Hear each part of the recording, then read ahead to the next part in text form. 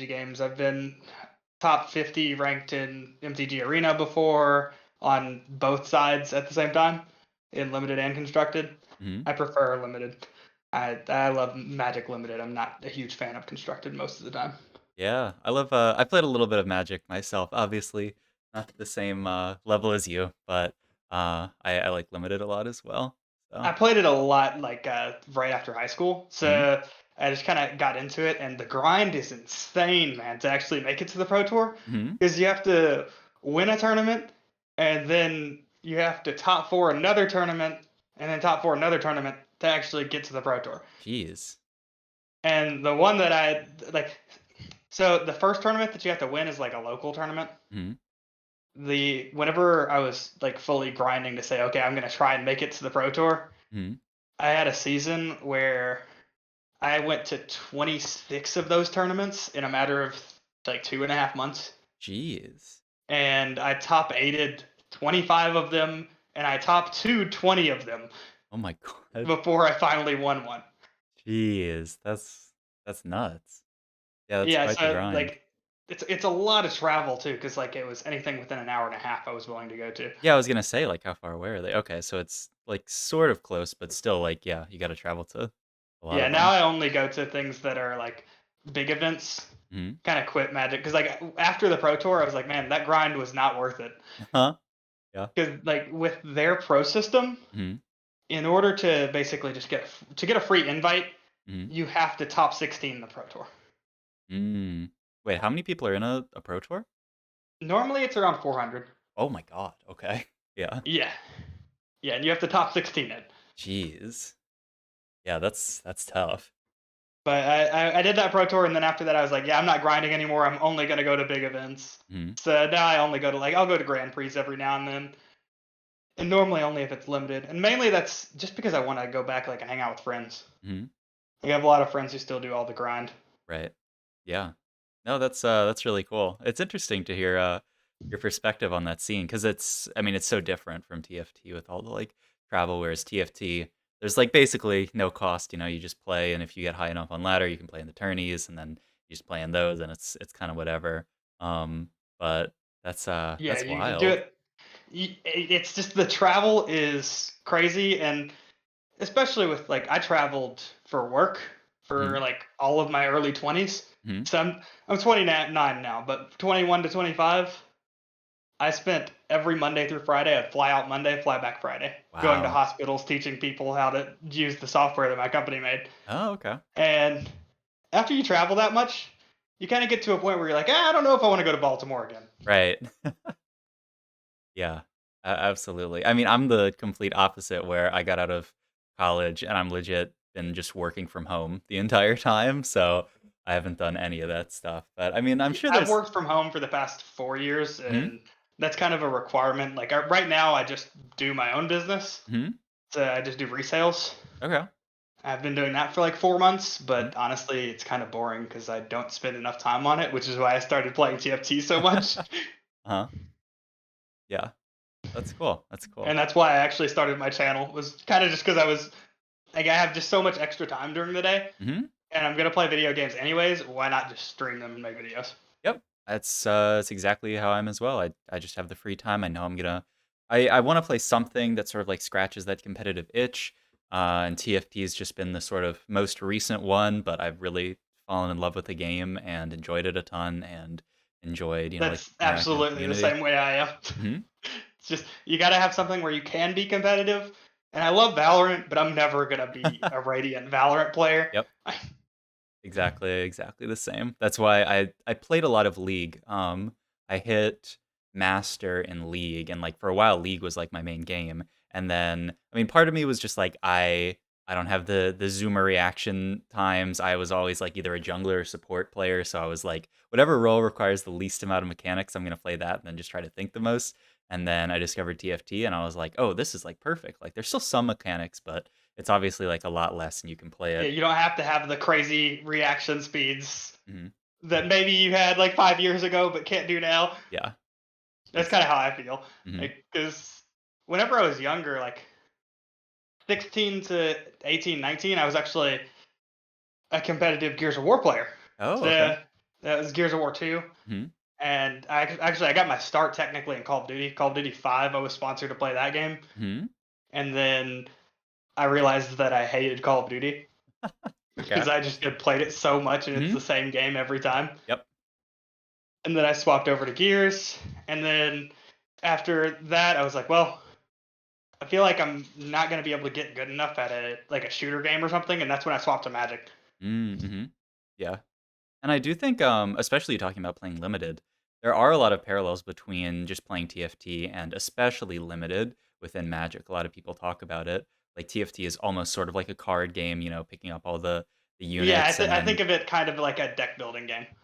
yeah, and then like And the shared draft aspect where, if there are multiple people sort of like contesting one comp, it's the same as like if you're in a draft and there's like two people in red, then oh okay, maybe I'm getting past a bunch of blue stuff. Okay, maybe I'll pivot into blue. Same thing in TFT. Oh, I'm like hitting all of this stuff and I see it's completely open. Okay, I'll pivot into that comp. yeah, there's a lot of similarities. Hmm. Just it's a strategy deck building game. That's kind of how I treat it. Hmm. But I know it's very different. Hmm. Yeah. And honestly, what's like right now I'm Diamond 3, Hmm. but I feel like I could probably hit Master or Challenger. Hmm. There's just some things that like I still don't know. Like I don't know how people know who they're gonna fight next. Like Hmm. I know it's a pool Hmm. thing, but I don't know how that exactly works. Oh, I mean It's that's a super easy thing. We can go into one of the VODs, but what the heck? Maybe like is it something that you have to turn on? I think it should be on by default, but I'm looking at one of your VODs. Like here, I can let me screen share. Um, but I mean that's a super easy thing, and it used to be a lot worse. It used to be that you would have to either open up like a notepad or like use an external like website to track who you're fighting. Um, and now it is a lot easier. Let me just pull up one of my VODs real quick so that you can see. But like it should, or even like this. This is a VOD of another player I'm viewing. Can you see my screen? yeah, I can see it. Okay, cool. Oh, also, is it good if I record the session on my end? I can send you the VOD this way. I don't know if you're recording as well on your end, Yeah, but I'm recording as well, but yeah, it's fine. okay, cool. But yeah, like you see in this VOD, these little like X's, these it's like two swords on these three players on the right here. This is your pool. Um, so like these are the three players you Oh, can fight. And I was looking at one of your VODs, I didn't see it. And okay, no, but I see it in this VOD. Okay.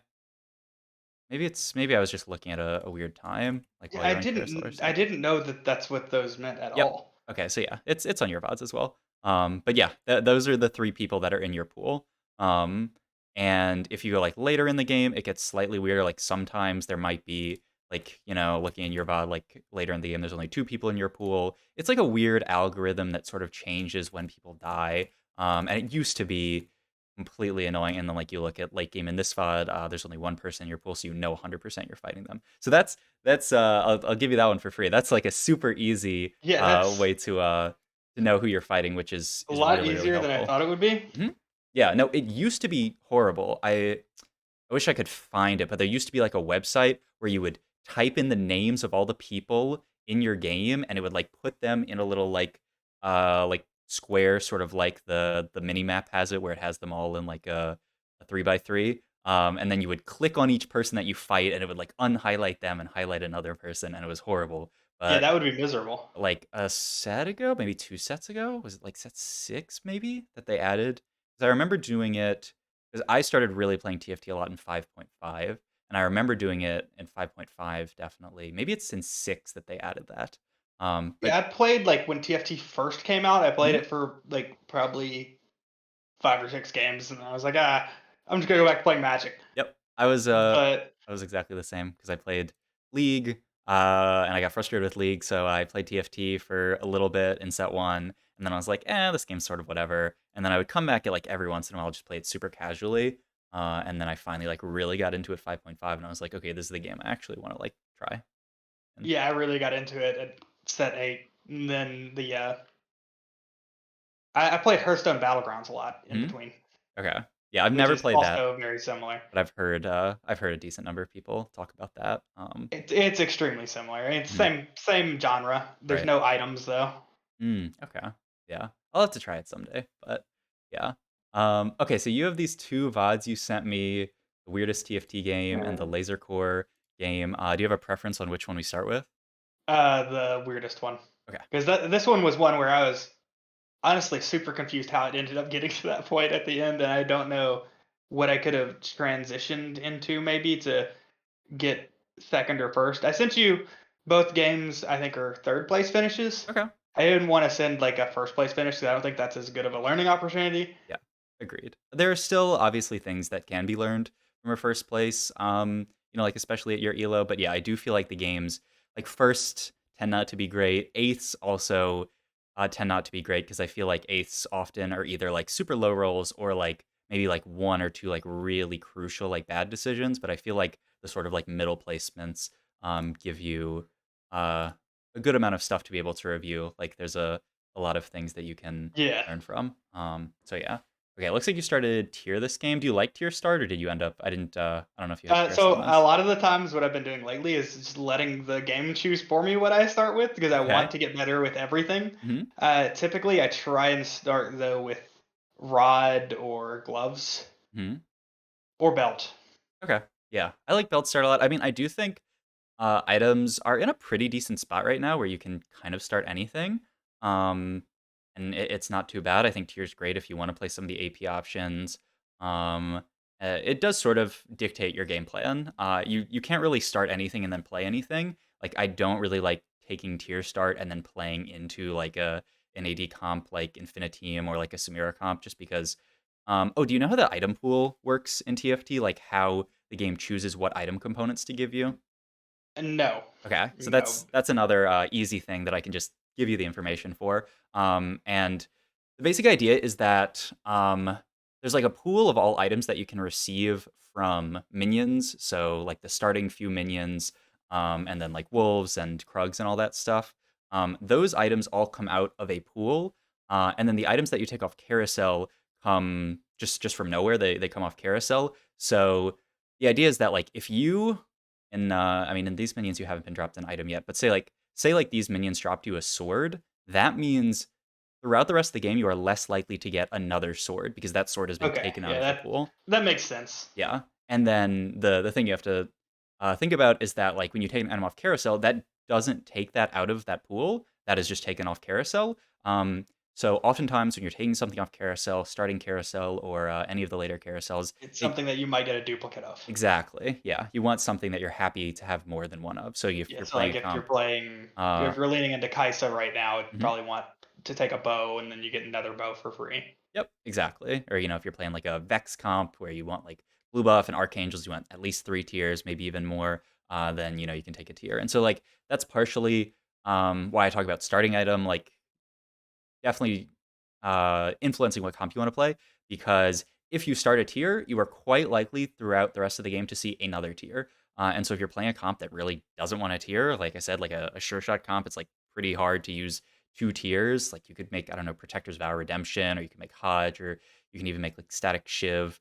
Um, that it's still like not ideal. So like when you're taking your first item off carousel, you usually want it to be an item that you're happy taking multiple of. And then the other thing is like I was talking about, say you're going into your second carousel, and you're going to want like multiple rods. You've dropped like 0 rods so far. It makes a lot of sense then to take a rod and say, okay, I'm going to get this rod off carousel, and then I'll natural another one later because I still haven't seen one rod this game. And then I can make my 2 rod items that I want, or if you need like a death cap or something like that.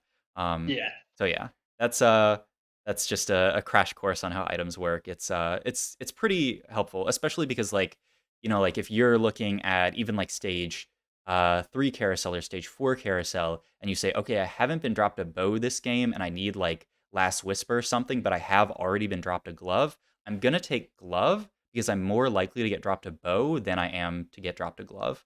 And it's slightly different now because you get the armory I actually thing. think I had one of those scenarios Hmm. that happened Hmm. recently. I don't Yeah. know if it happens in one of these games, Hmm. but I do remember specifically it was I was playing a Kaisa game, Hmm. and I think I took a rod and ended up getting another rod Right. out of the out of the minion drops. And Mhm. then if I had taken a sword, I could have just had a gunblade rather than having a Rabadon just Right. randomly. Right. And yeah, and if you're in that situation where you have already I guess that was a situation where you probably hadn't seen a rod yet that game, but, there are situations where you get dropped multiple rods because it is, at the end of the day, chance. Like, Yeah, there are games where you'll get but dropped, it's like, still a 2 or min 3. max thing. Yeah, exactly.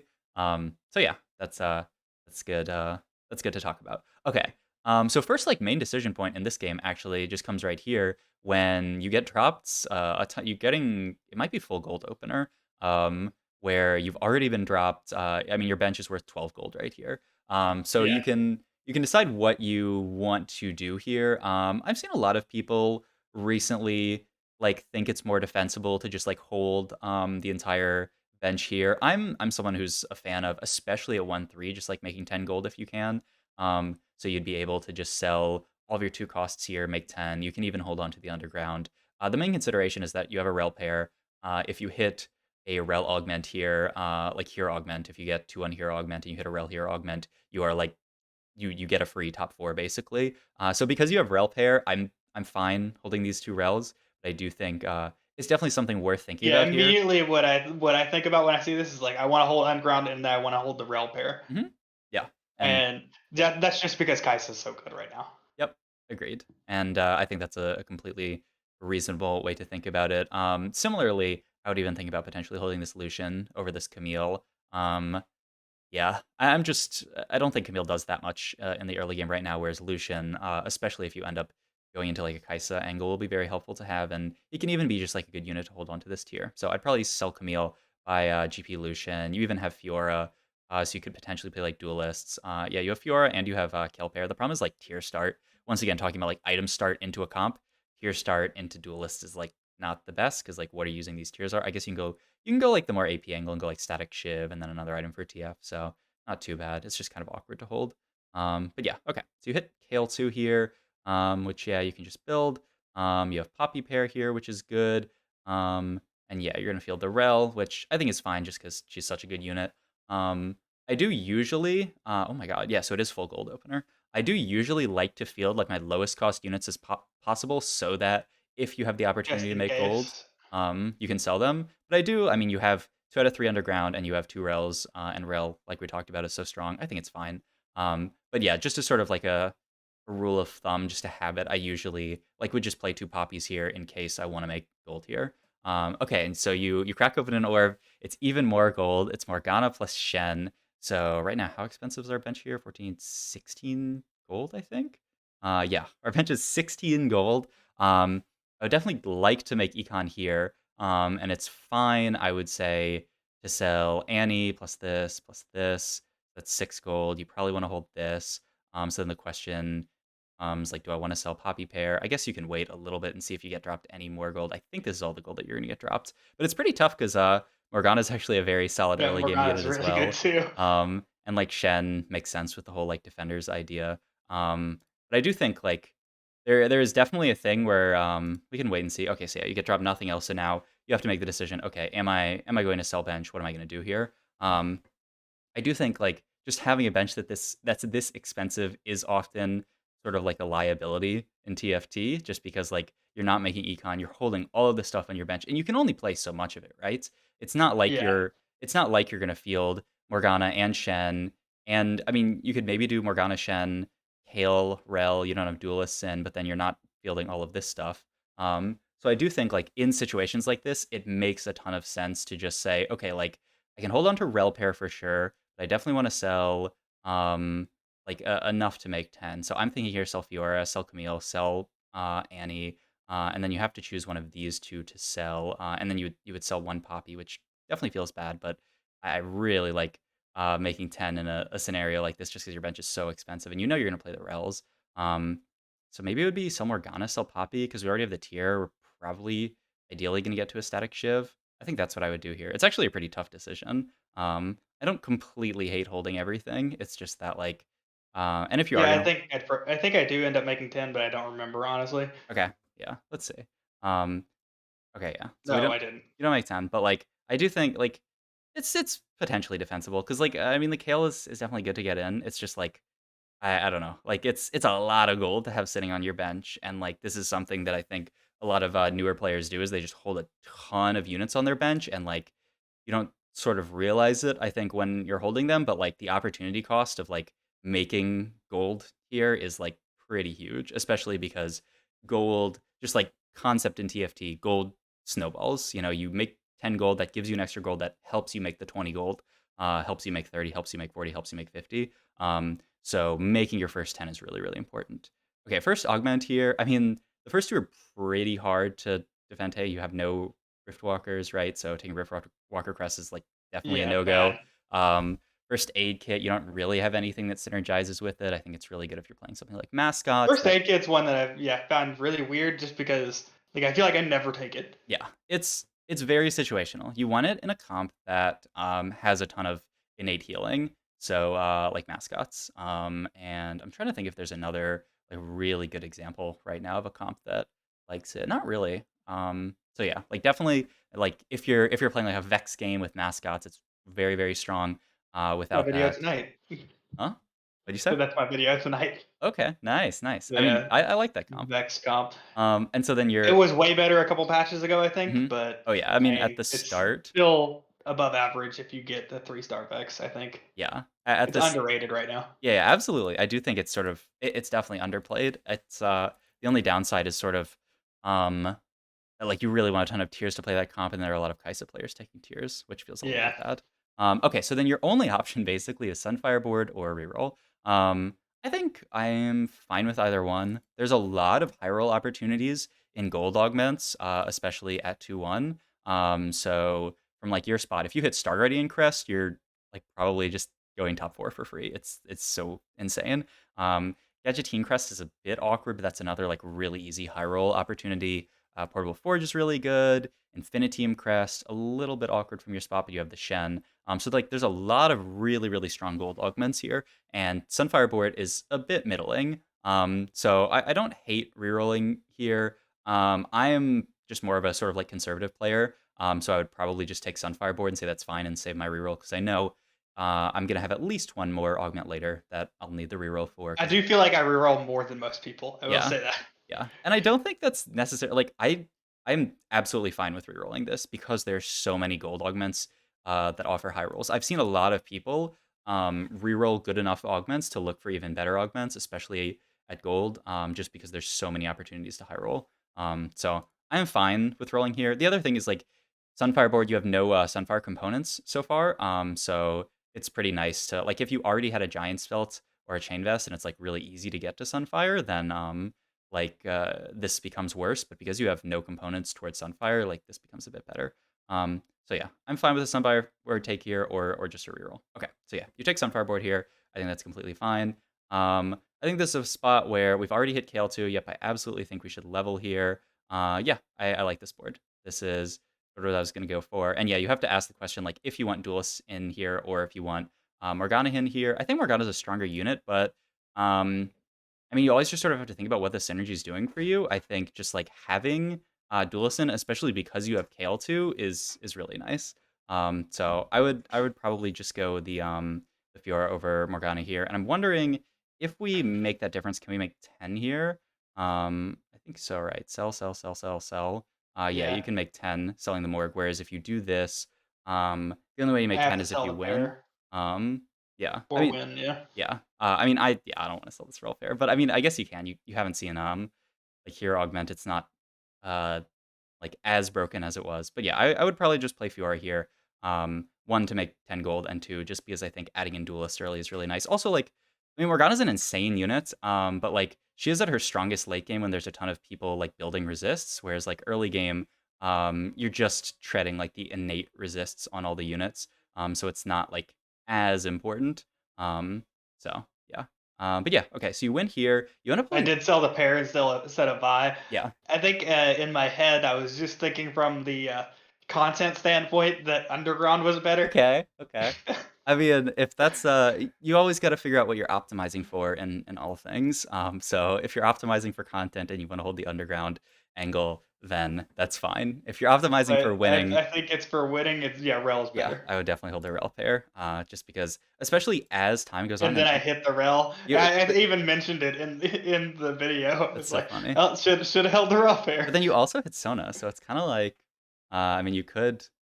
Yeah, Yeah. you kinda get, but yeah, like, you get punished there. Yeah, I think if you're optimizing for winning, Rel pair is really nice, but I respect it. And I mean, you can hold Sona and Rel here, play, Underground, and you can still make 10, which feels really, really good. I think this is fine. Yeah, I think Shen's just a better unit than Rel. Usually in TFT, the higher cost the unit, the better, but there have been many situations where that is not the case because balance is not perfect. But yeah, so I think playing Shen here makes sense. You end up actually winning this fight against a pretty weak board. The guy took Super's Heart. That's I don't know. I'm not a fan of that augment at all, but Yeah, all good. I don't think that augment's very good in general. Yeah. Now you hit roll 2, which is pretty wild. This is actually it's an interesting spot because yeah, are you gonna okay, because I was gonna say, like, you can double level here. Yep, sell the Morgana and play for streak. I like this. It's a little bit awkward that you're playing win streak on like Underground. undergrounds. Yeah. But you can always just use it to like make some extra gold. Take a 1 or 2 cash out. So yeah, I mean, I like this. I mean, you kind of have to play the rel too. And the fact that you can level up here and still make 10 because you got the full gold opener feels really good. So I like Yeah, I this. think that was my decision point on double leveling. If I didn't have 10, I don't think I double level there. Hmm. Yeah, no, I think that makes a lot of sense. Um, okay, so okay, yeah, let's these are your options on carousel. You have just tier so far. So I mean, what you take on the first carousel, especially in a situation like this, um, can sort of like determine what comp you are going to play. Like you have a Sona already, you have Sunfire board. You could just take an extra tier here and play more for like a Sona game. I think it's a pretty solid comp. You can just like make the blue buff on Sona.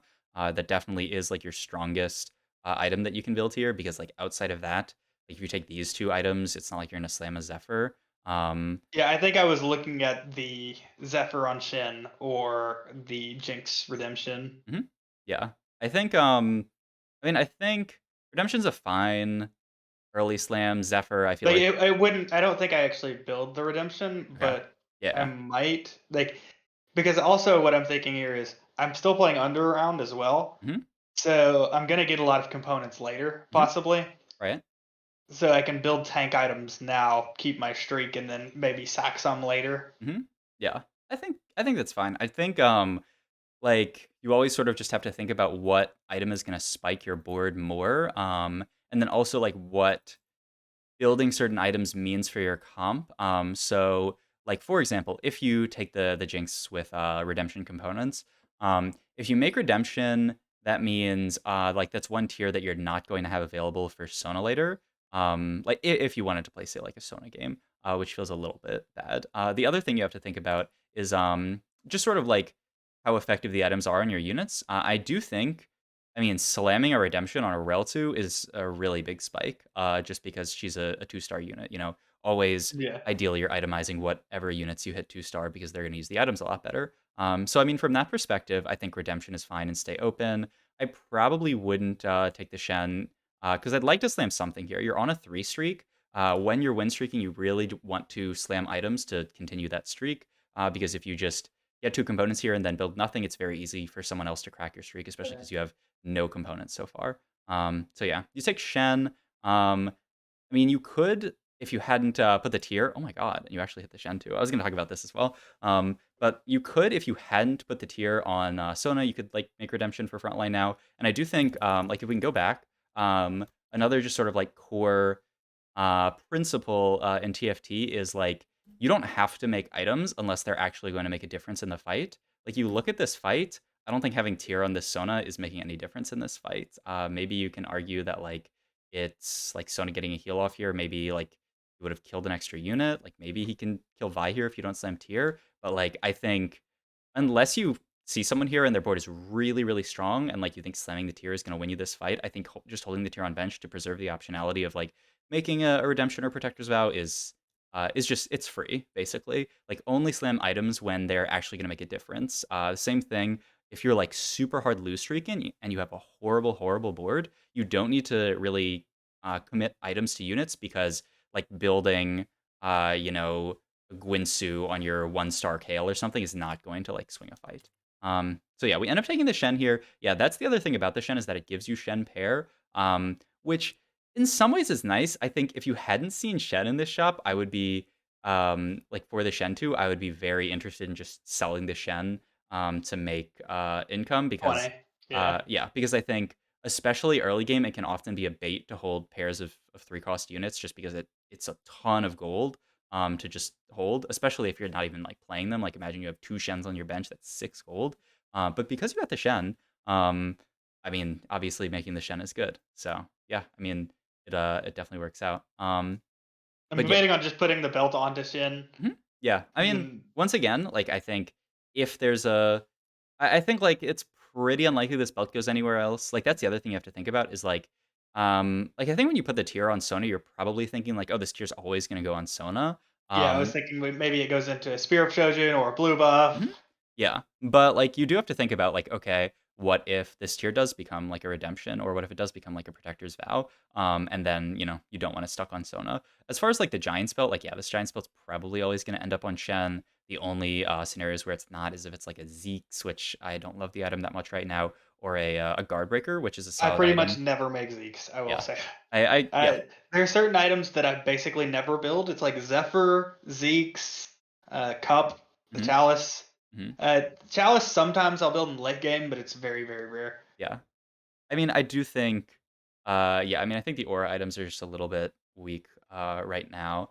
And I mean, Zephyr, I think, is a strong item late game. It's sort of awkward to build. Like, you don't want to build it for the You just first, want like, to take it on a carousel. yeah, exactly. But like sometimes stage 4, like if you get the components for it, it's fine. But I don't really like building it anytime before that. So yeah, I think the Giant Spell Slam on Shen is probably going to be fine. Okay, so we're fighting this player. They have a, I mean, they have no combat augment, so you should be fine, and you have all of these upgrades. But like the fact that we don't have an item slammed here is a little bit scary because if we fight someone really strong, we can lose our streak. And like when you have all of these upgrades and you lose your streak, you run the risk of like becoming very, very poor. Because like you know you've invested all of this gold into your board. If you like lose that fight somehow, if you're fighting someone a bit stronger, it feels really bad because you've invested all of this gold into your board and then like you're you don't have any money. So yeah, but when that fight's all good, and then we fought this person, we fight this person who's level 4 blue buff Lucian, but I mean Axiomark is a pretty rough starting augment. So this should be fine as Yeah, well. and Lucian isn't as good as it used to be. Yeah, definitely. Okay, so we win that. Okay, I was about to say another small thing is just hold the units in the shop, but you do it, so very good. Um, all Yeah, right. them I do a lot of that as far as min maxing Hmm. goes. Good. Yeah, I think there's a lot of people who are just sort of like lazy, and they're like, you know, I don't need to hold this stuff, but it's very helpful just because like you On the might. creep rounds, I don't do it as much just Mhm. because of the like what what if I get orbs? Yeah. No, I mean, I think that's fine. But like at the end of this round here, I would even pick up the rel here because like, what if um there's 2-cost augments here and you can hit hold the line and just hit a rel 3 like quite easily this game. So I'd hold on to like rel poppy. Um, yeah. So not a huge thing, but I mean, definitely uh could make a difference here. You even have Lulu 2 in your shop. Okay. Okay. Yeah. Let's look at items because you slam I'm Warmogs thinking here. Warmog's gargoyles Mhm. here Yeah. No, I think that's good. You already have Sunfire board, so you don't really want to make Sunfire at and all. archangels. Yeah. Archangels is a pretty solid item. It's a little bit of an awkward slam, but I mean, I think it is good if you like once you start committing um your damage items, you basically you start committing towards a certain comp. Because you know not every comp can use archangels. Though I mean, like most comps can fit in like an Aurelion Soul, so it's not the most committal. But yeah, I like Warmog's gargoyles here. I think that's correct. I mean, the poppy's actually a nice addition to your board. I think it's actually very reasonable here for you to scout the rest of the lobby. And now that you know about the swords thing, I think it's very reasonable for you to scout the rest of the lobby here. And if you think leveling for a Lulu here is going to swing you this fight, I would make Lulu 2 and level and play her. Because it's also, like, when you're on a streak like this at 3-1, leveling, it's oftentimes not bad. Sometimes it can be sort of like unnecessary. But like if leveling for a Lulu here is going to swing you a fight, then I think it's definitely good to do. And then also you have to think about what it does to your econ. You're going to spend 12 gold to do it. If you level, you go to 41 buying the 3 Lulus and then level here, you're still going to make 30 gold if you win that fight. So it's like not like it hurts your econ intervals that much. I built Okay, Ionic Spark. okay, Yeah. you go for the Ionic Spark. Okay, one thing that you might not know about, Ionic Spark is bugged right now. It doesn't do damage, like it doesn't do the shock part. So a lot of people are just like not prying it that hard. Like when a unit casts, it Yeah, I zaps didn't know them. that was a thing. It still does the MR shred part. So it's like a fine item late game. But it is bugged in that way right now. So I probably wouldn't go for it. It's definitely worse Yeah, looking back. yeah. Even if Like it, I didn't know that bug was there, but I think it's probably still yeah, worse, even if I know the bug is there. yeah. And a reason for that I like to talk about is just sort of people talk about like item economy. You in building Ionic Spark here have used a rod to create a frontline item. So now your item components are pretty imbalanced. You basically have spent 5 components on frontline items, and then you have 1 backline component. So like imagine if we go into wolves here and we get dropped, like another giant spell and then a chain vest or something like that. Like you're gonna have a very, very hard time actually coming up with backline components. Um, Usually, because we've already seen a giant spell that's less likely, but those things can happen, and you're sort of like leaning into it here by building the Aeonic Spark, which is a frontline item. So I really like trying to balance out as much as possible frontline and backline components. So we have like you were talking about, like the Gargoyle Warmog's idea, and then you have potentially the Archangels that you can build. So then you only have 4 frontline components and like 2 backline components. Feels a lot more balanced. This is also the person you're fighting here is a pretty scary board. Level Yeah, they 5. have Star Guardian Crest, Yeah. Kaisa. Yeah. No, I mean they have Starting Crest, Kaiser with Gwinsu, Rel 2, Ez 2, Poppy 2. Like this is the kind of fight where I think you can definitely look at this and say, okay, maybe potentially leveling for a Lulu here is going to swing this fight, and I would just do it to be safe here. We'll see how the fight ends up going. And also just, like having another unit on your board feels really nice. So yeah, let's see how it goes. The Shen is super tanky.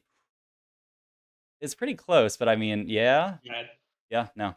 I mean, I do think 4 unit loss. I mean, you'll definitely kill Poppy. You might like if you have a Lulu on your board, it's very possible like small things like that can sort of like swing a fight. Whereas like if you kill the front line slightly faster, you can get to the Kaisa faster, which obviously like decreases her DPS. So I think it's reasonable that a Lulu here. I mean, it's at least going to save you some HP. You really want to only level if it's going to swing you the fight. But I do think like this is a fight where their board's strong enough where you could say that leveling for a Lulu here could actually like make a difference. So yeah, I would definitely say like Lulu 2 adding this to your board could actually have swung this fight. There's no way to know for sure, and you'd have to, there's just fight RNG and stuff, but I think that actually could swing the fight. So that's something you should always be thinking yeah, about. especially with the Pierce. Yeah. So like that should always be something you're thinking about. And now you know the sort of like swords thing. What I want you to do in this situation in the future, when you're on a 5 streak at 3-1 and you have the ability to potentially level here, scout your 3 opponents and look and see, okay, do I think leveling is going to make a difference here? Not only does that like help you just play better, like make a better decision, but it also stretches the muscle in TFT that's like predicting fights, which is a very hard thing to do. But it's very, very helpful to stretch that muscle and just get used to saying like, okay, am I going to win this fight? And then after the fight, you can say, okay, did I predict correctly? If I didn't predict correctly, what Like I happened? definitely killed the Poppy there before, Mhm. like before the Shen dies. Yeah, If I have Lulu in. yeah, and then it's possible that you can kill the Kaisa, which is a huge portion of their DPS. Yeah, I can't say, and like having Heart in will, like Makes make Sona better too. Yeah. yeah. So it's definitely possible that it can swing the fight. Okay, immediately I immediately rerolled. yeah, look, you immediately reroll this, but I don't really hate it. Like these are pretty like Double Trouble is pretty hard to play. This set it's very situational. It used to be a lot better, but like they've just nerfed it because it's been very strong in the past. So yeah, Double Trouble's pretty rough. Battle Mage, Thrill the Hunt. Yeah, neither of these are amazing here. They both have their usage in specific comps. Like I think Thrill is really good in like a Gnar comp to heal Gnar back up. Battle Mage is pretty awkward this set as well, actually. So I'm completely fine with rerolling this. You hit CB, Luden's Echo Second Wind here. I like Second Wind a lot, especially with your frontline. I would be going between CB or Second Wind. Yeah, I don't think Luden's is bad if you're playing an AP comp, especially like you're already this tier. If you can get to like a blue buff, you're playing something like Vex with a blue buff, it feels really nice. But like you always have to think about, okay, like what are these augments doing? How do these augments synergize with what's going on with my board? You have two-star frontliners and one that's already 2 items in. Getting Second Wind to just like double up on that tankiness is like actually insane value. So yeah, I think it should always be Second Wind here. Yeah, CB's not bad, but definitely Second Wind. Okay, and you continue Heist, which I do think is fine. Um, okay, you can level up here for. I mean, you already have the Shred, so like you don't need Morgana as much, but she is just sort of like a solid unit. I mean, the main thing is that like it's gonna cost you 1 gold to level here, so you should usually like almost every single. Okay, are you gonna That's do? Okay. something that I have a hard time with. Mm-hmm. I will say, like, when do I level when I'm above 50 gold? Like, in this scenario, Mm-hmm. because a lot of times I'll be sitting there thinking, okay, well, if I take a loss, it's fine, but like, if I level, like, is it worth that 1 gold? Hmm. I think in most scenarios it's going to be worth. I mean, at least 1 gold. I mean, this is a pretty close fight. You only had Sona left. Like if leveling here wins you this fight, then you've already made the 1 gold back. The other thing is just getting better shop odds. Right, if you're level 6, you have higher Yeah. chance of getting 4 costs, which like I would oftentimes pay gold to just have like one better shop. I think a lot of people say the rule of thumb is that if you can level and you still have 30 gold left over, it's usually correct to level, which I think is a fine rule of thumb. It's not accurate in all cases, but I think it's just like generally a fine thing to go with. The other thing is that it's just like usually the way TFT works is most people are leveling to 6 at 3-2, and so it sort of like helps you stay in line with the rest of the lobby. So like most games, I'm going level 6 at 3-2. Not every single game, but I do think like just starting, like it would be. It's good to just sort of have that rule of thumb. I can send you. I wrote out sort of like a leveling chart that has all the levels, where I consider like this is sort of like the default timing to level. Like 3-2, I would say is like a very very default timing to just go 6, just because I mean it's sort of like it's an even interval. Like you don't waste any Yeah, XP. so what I've been kind of doing with that is just going by what the lobby is doing. Mhm. Yeah, Like, I think that's I fine. don't know when you're actually supposed to do it in my head. Like, I don't have those stages where I specifically want to be certain levels. Mhm. It's just I pay attention to the lobby and go, okay, well, I should match the lobby and level up here. Yeah. Or Yeah, I think that's fine. I mean, I think that's actually quite good, because it's actually weird in TFT. Like, if you play the way I play a game of TFT, it can actually be suboptimal for your elo because just the lower you go in TFT, the more greedy people get. And then, conversely, if you get like really, really high on the ladder or like in tournament lobbies, people are playing really, really aggressively usually. Um, and so, like, if everyone else in your lobby is being really greedy and not leveling, it makes sense for you to be greedy and not level as well because you don't want to waste gold leveling when it's like not actually going to make your board like you're still like at 3-2 you didn't level and you still won. So like if that's consistently happening in your games, you don't have to put gold into level and you're winning, then that's completely fine. And then you can I mean I like how you said it, just sort of like going with what the rest of the lobby is doing and sort of staying in line with that, which is why most people level at 3-2. But like if at your elo like people aren't doing that, then I think it's completely fine. Okay, we're looking at carousel here. My eyes immediately went to the fact that there's a Sona here. We have Sona pair and it makes blue buff. It's a little bit like late to sort of like commit to playing Sona, but like I think it's never bad in TFT to pick whatever is going to make your board stronger at the moment. A lot of people, myself included, sort of like have a bias and they're sort of thinking about, okay, what's super, super late game? What's my level 8 board going to be with all of these items? But it's always good in TFT just to pick whatever is going to make your board stronger right now. Like that's almost never bad. It looks like you're going bow here. Okay, and so you have tier open. Um, I don't like this very much because Because yeah, I already have the shred. yeah, you already have the shred, so Static Shiv is pretty low value here. It's still like if you want to play Kaisa, good damage item, but we have 0 Kaisas. Maybe you want to play TF, but like even then, like you can still just go like a Gwinsu and then like a damage item instead of committing to the Static Shiv. So yeah, I would much prefer. I mean, Sona 2 with blue buff here would be great. Would probably allow you to just win streak the rest of the stage, and then like carry you through most of stage 4. You could probably go fast 8. If not that, then take a Shojin here, take an Archangels.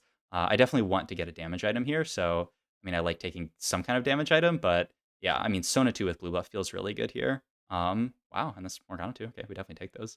But yeah, Yeah, the um, Morgana was weird. yeah, but like a lot of the best players will just sort of like if you're in a situation here where you have Sona pair, like taking a Sona off carousel is really high value because it just makes the Sona 2 immediately. So yeah, hit Morgana 2. I definitely like to hold this Lee Sin because he could be a really good unit to get in, but um, like I said, if you're not making 30 after leveling here, I've I also never played the hard comp. oh, okay. Yeah, I mean, if it's a Like, comp that you've never played before, then like I do think, especially below like master tier, it's really crucial to just play stuff that you're comfortable with. I would hold the Lee Sin here because it's actually a really nice unit to get in. But like you're talking about, if you're not comfortable playing towards heart, it's a little bit worse. But yeah, like below master tier, I think it's really the best thing to do is focus on a few comps and learning them really, really in depth because I remember being new at the game. You can get super. A lot of TFT players call it dizzy, where you're like yeah, trying to figure out, oh, okay, I'm playing. Oh, I'm building these items, and I'm putting these unit. I'll put this unit in. Oh shit, I gotta take this unit out, but then I gotta build these items, and then I gotta figure out when I'm leveling. And so like just anything you can do uh, below master tier, I would say to sort of like remove dizziness is really really helpful. So I think like sticking to some comps that you care about a lot I is think I should have taken the Rammus yep. pair there. Yeah, Rammus is a pretty underrated unit, and I think he's really, really nice. So it's might be another thing where you're like not that comfortable playing into it, but it's like another thing you should be doing here for sure. Like even if you're uncomfortable playing into the Sona comp, Lee Sin is like probably the best unit you can add to your board right now, outside of like some 5 costs that you could high roll.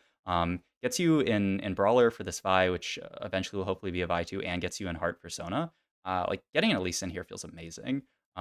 So I think like something that a lot of people, it's a really hard thing to do, but always just looking at the units in your shop and considering, okay, how do they improve my board, is something that's just sort of like always really really good to do. Yeah, we throw in a Belveth here and an Ezreal, so we can get in underground. We're at 1 out of 10 stacks. Yeah, when you okay, this is yeah, you definitely should look at this. Um, you always have to consider when you're getting underground, like how is this actually going to change my cash out? Because like if you want to cash out after 3 losses, this actually makes no difference. Yeah, zero difference. The only difference would be loss, loss, win. You would actually be able to cash out with 4.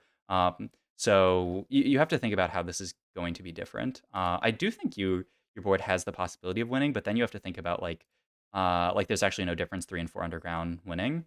I'd probably just play Belveth here, especially because we're getting into the later stages of the game. Like playing a ton of underground late game can make you take a lot of extra damage. But like if you lose this fight, um, and it's like a close loss, this feels really good. But like if you win this fight, then there's actually no difference 3 or 4 underground.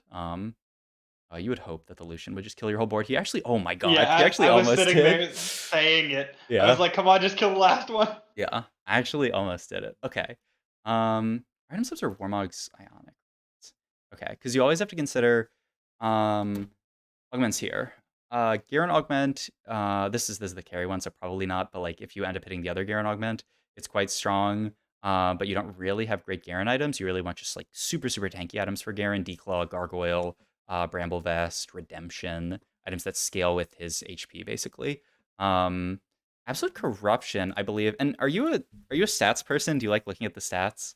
Uh, I found the stats tool from watching your YouTube videos okay. recently, so I just discovered they exist. Yeah, I think it's something like really helpful here to just look at the stats on like basically just to get a sense for like what's broken and what's not because like I mean, if you're insane at the game, you can just sort of like read it and like reason out, okay, how strong is this actually? But especially as someone who's newer to the game, just looking at the stats and having that be a sort of like baseline of like, okay, how strong is this? That doesn't mean the worst thing you can do is like look at the stats and always take the thing that has the highest win rate. Um, but just being able to look at the stats and figure out, okay, like what am I taking here? Like what is the actual relative strength of all these things is very, very helpful. And Um, what I'll say, whenever I was looking at this, mhm, uh, I was like, okay, I have a Belveth already. mhm, So in my head, I was thinking maybe I can go with the Belveth ASOL mhm. comp, but if I'm doing that, isn't the 5 costs here just better to go ahead and take a fiddle? Mhm.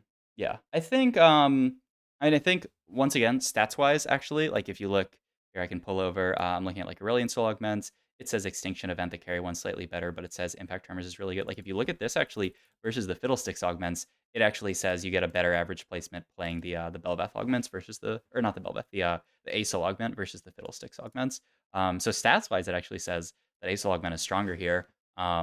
Even though like this gives you a Fiddlesticks, I think just the power level of this augment is actually stronger. Also, really quick note, augments wise, the rules for what augments you can get. I don't know how much you know about them, but Support there's one support. And they'll always be the same yeah, essentially. there'll always So be the it's gonna same. be 4 4 5 Yeah, every yeah, reroll, it'll and always it's be. gonna be Mhm. support, then carry, then support. I think that they can change. Like I think this can change into a like a carry, but there'll always be at least one carry and one support in each uh, thing. The other thing is it depends on the traits you have in. So like you can see here, we have Underground and Defender in. So that's why you're given this Garen augment here. And the other thing is you can see threat augments equal to the number of threats you have in +1 per slot, which is slightly hard to wrap your head around. It took me a while, but like this first slot can have 2 threat augments in it. So we've seen Asol here. If you reroll, maybe we'll see Aatrox, or by the time you get through your 4 rerolls, it Okay, will have you will have been able to at see least two. at least 2 threats, and sometimes more if you run out of options. Um, and yeah, that's the only thing. Like this fiddle augment, you also have to think about like what's actually available at your cost. There's no 5 cost underground. There's no 5 cost defender. So this is always either going to be a threat, or it's just going to be a random augment. Because if it tries to pull something Yeah, and it so can't, I'm guaranteed to get the other fiddle augment if I want it. uh, probably yeah, Because if it's +1, there's only no, because it could be Ergo. yeah. So yeah, it can be Urgot as well. So you're not guaranteed to get fiddle. There's a decent chance you see it, but because there's only one 5 cost. Is it So actually Ergot? what? Like, is that how you say it, or is it Ergo? Urgot. I say Urgot. I'm pretty sure it's Urgot. I've said Ergo the entire time, I'm pretty sure and it's Urgot. I've heard a mix, so I don't know how you're actually supposed to say it. I don't know the pronunciation of anything, but I'm pretty sure it's Urgot. Um, okay, so yeah, I think impact velocity here, like your idea of playing for sort of like a Belveth comp, you have um tier bow. We can go back and look at your spot item wise. You have tier bow, giant's belt. Is that it? Let me go further back. Oh, and you have this other bow. That's what I thought. You have another bow. It's like RFC, Belveth, and then you play sort of like a threats comp is fine. Usually with threats, I like playing mech frontline, but it's not like the end of the world because like I don't really love mech with these items. But yeah, you could go like RFC Belveth and some kind of tier item on Asol. I think is fine. So yeah, I decently like I decently like taking Asol augment here. Your other option is to roll and try to hit a Belveth augment, which once again we can go to the stats and see what they say about the Or Belveth augments. shiny. Oh yeah, I mean shiny would be great. Yeah, the stats say like Belveth augments are a lot worse than the Asol augment. So yeah, I think taking impact velocity is fine here. There's a decent amount of stuff that you can get here, so like I don't hate rolling here. I'm actually trying to think about what I would take in this I situation. definitely just take absolute corruption. I remember this specifically, Okay, but yeah, this was I was debating on impact velocity over it. yeah. I mean, I don't love absolute corruption here because like, what are you really It's this support one, right? Gives AP. Yeah, Yeah, like who are you? my plan was hopefully I end up getting an ASOL anyways and give it to the ASOL. Yeah, you might. It's possible. But yeah, like right now, what are you really giving AP to? But yeah, I mean later you can give it to Asol for sure. But yeah, like right now you're giving it to I was Kale. hoping it would. Well, I was hoping it would go to Morgana instead of Kale. I just Okay. didn't have the time. Yeah. I mean that's fair, but also just like AP on Morgana doesn't do too much. Just a little bit of extra damage on the bindings. But yeah, I like waiting here to like not level or anything. I think you should pick up this Misfortune actually. Just speaking about, I mean it's a hard thing in TFT, but sort of like being flexible. Like you can definitely, if you don't hit Asol, but you hit like Misfortune too, you can absolutely just play around Misfortune as your like main carry instead Yeah, of Asol she's there. good with AP. Yeah. So I think that's definitely a unit that you should hold. So yeah, like it's a hard thing in TFT, but just like being more flexible almost sort of like makes it so you're guaranteed to hit. Because like if you're rolling, if instead of rolling for just Asol, you're rolling for Misfortune 2, TF2, Nico 2, and you can play any of those, it makes it infinitely more likely that you're actually gonna hit. Okay. Items here wise, because we took Absolute Corruption, we want to. The other thing that's kind of awkward about Absolute Corruption is you want to play like mostly into an AP carry, but don't really have items for it. We have as our offensive items, we have Oboe tier. Like what are we gonna? I guess you can go if you could get multiple swords, you could go like Shojin Giant Slayer or something. But like looking at this carousel, especially it's all it's an item plus a defensive component. It feels pretty awkward. You're gonna get the fiddle pair, which I like, especially because we're going 8 here. If we can hit fiddle 2, feels pretty Yeah, good. I was thinking Fiddle Pair plus Archangels.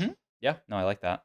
So yeah, I think you should level here and start rolling. This is another thing where it's like elo dependent, where like if you don't get punished for this, all good. I think um, normally 4 or 5 is a pretty reasonable like sort of interval to level and start rolling, and you have a ton of gold, and your board is Yeah, I definitely should have leveled beforehand. yeah, and your board is not that strong, especially because like there's everything about how you're killing units on your board. I don't see how this board is killing any units. Like thinking about board strength is oftentimes about, especially like if you're trying to save HP, like how you're killing units. Your damage dealers on this board are these fiddlesticks, kind of Sona and Kale. Like Morgana's more of a support unit. She's not a big damage dealer. So like this board just doesn't kill units. So I think you need to get to a spot where your board can actually like kill units. Like I think okay, you're gonna kill a couple of Oxfords here, but yeah, you fought a level 7 player. We killed 2 here. And like you look, their Annie is like barely touched. But yeah, okay, we go 8 here. Get our cash out, which feels really good. That's a pretty. I mean, now we can actually I mean, with the Anima Visage, I like playing mech here a ton actually. Yeah, So we I can go. immediately put both of those onto Garen. Yeah, I mean, I do think Randuin's. Let me see when you hover over it. I don't think the stats on it are that insane. Like, I would actually, I feel decently fine about putting that on like, yeah, it barely gives any stats on its own, so I feel decently fine about just putting that on like another unit. Um, and then like giving the Randuins to Garen by putting unit next to him. Is still definitely a situation where you should start rolling. You also see the Mordekaiser, which okay, you play on your board. I do think the second I see a Mordekaiser, especially this patch, I like 4 ace. Oh my god, okay. I like 4 ace a decent bit, and you just get a random Samira 2 here. So I see Mordekaiser here. I see Samira 2 for free. I'm definitely thinking about why don't we play like a 4 ace game with Samira. But okay, this is actually like pretty crucial because we didn't roll, we're actually at like a very reasonable danger of going bot 4 this game. Like if you Yeah, roll a lot of your gold here, you're completely fine. But we go from 49 to 36 to 23. So we've lost over half our HP in one fight, and now it's really scary. So yeah, I definitely think you should be rolling here. Also, or you should have been rolling the past 2 rounds. It's fine to actually roll here on when you didn't pick up the Samira. It looked like I think no, I didn't. you don't have great items for her, I but I think you're I didn't think about the four aces at yeah, all. and that's My like a head was kind of stuck, I think, on the Asol. yeah, and that's I mean it's a really tough thing about TFT having a lot of like comps in mind and knowing how to play them all. Like I mean it's actually kind of hilarious. Like look at the shop here. We have Misfortune, Draven, and Samir. We actually have 4 ace with the Mordekaiser already, and then you can obviously like get mech in with Draven, and it's really good. But like being able to play all those comps is difficult.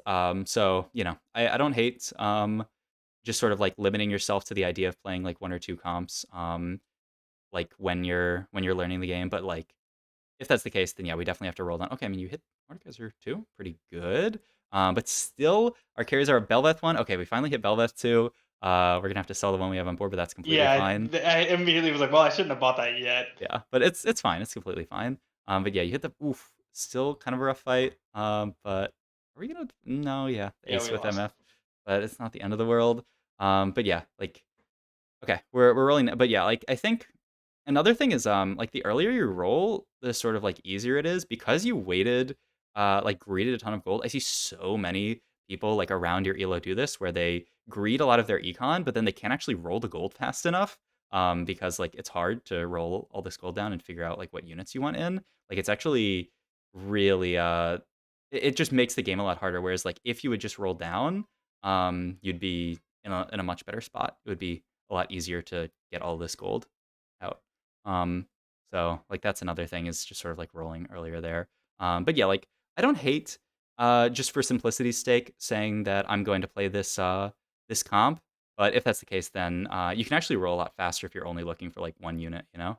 I also think this Morgana 3 is like pretty much a bait. I don't think you need to play this unit even on your board. She's fine, but like I even think a random Urgot that we found is probably better because we already have Static Shiv and we have Last Whisper. So Yeah, like you don't really need the and the shred. Ionic Spark. Yeah, and I absolutely would have held the Ace all the pair. Asol pair over her. It's also like Morgana 3 is like one of the she's a very weird 3 star in that like restarring her doesn't make her spell like stun any longer or anything like that. It doesn't like increase her shred or anything. It just makes her do more damage, which like she's it just doesn't do very much. Also, let's see. I think we're if we're giving a piece of the Mordekaiser, then I think it's fine. I don't actually know how Fiddle prioritizes 2 units that are adjacent. Hopefully, it's Yeah, going to the I was just sitting there hoping. yeah. But I like is there? I mean, I guess you can right click the Mordekaiser and see. That'd be the only way. Oh, I also like. I guess I didn't note this earlier, but I do think I mean, it's a little bit awkward selling the Shen too, but like having uh like half an item component stuck on this Garen's a little bit annoying. Like ideally we would have just a full item on him. Okay, but yeah, we end up hitting Morg 3, which like I said, I don't think it really does that much for the board, but I don't think it's terrible, but I would much prefer having like an Acel 2 and like a better unit over this Morg 3. Um yeah, I'm trying to go through this quickly because I know we're out of time on the session, but I do want to get to the end of the game just to see anything else interesting. I want to talk about. Oh, it's actually top four. Okay. I mean, your board is pretty strong. It took a while to get there. I mean, I think this game can easily. I don't know where the game caps out at, but I think like from the spot you're in, I think this game could easily be like a top two. And like the only reason why it could potentially not be a top two, um, like another thing, just like especially super late game, just putting a random component on a unit is usually not good. Because like, Yeah, that actually was a bug.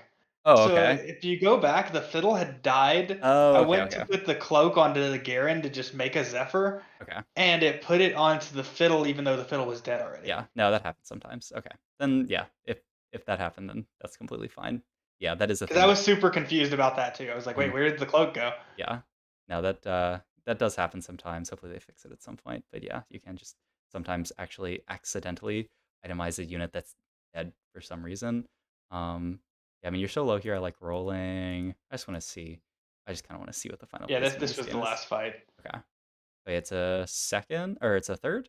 Yeah, Yeah, not third. bad, but yeah, like I see no reason why this game can't be a top two, probably a top one, at your elo. But like I think the pivotal point, I mean, we talked about infinite stuff Was this game. taking the Samiras. I mean, that would be nice, but the big thing is just rolling at all here. Like just rolling to make your board better. Like you can stabilize at 50 HP here, very easily if you just roll. Like imagine you roll and your next shop is two Samiras, then you could the pivot would be really easy. But even if it's not that, like imagine you roll and you find Belveth 2 here, stabilizing at 50 as opposed to stabilizing at like 8 HP or whatever you're at would be a lot better. Yeah. Yeah. Okay, there's always infinite stuff to go over in these sessions. Like I feel like I could talk a lot more about this game, and like I know we didn't even get into the other game because we talked so much about this one.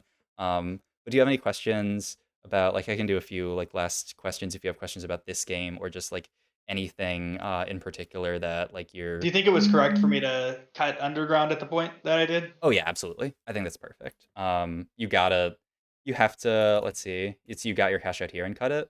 Yeah, Yeah. absolutely. I think that's exactly how you play underground.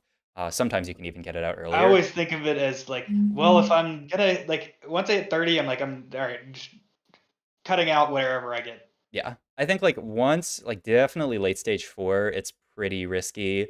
I'll sometimes cash out like late stage 3 if like I feel like it's gonna cost too much HP to get to the next one. So yeah, I think here for this game it was the perfect time to cash out, and you got a quite good cash out. So yeah. Any other questions?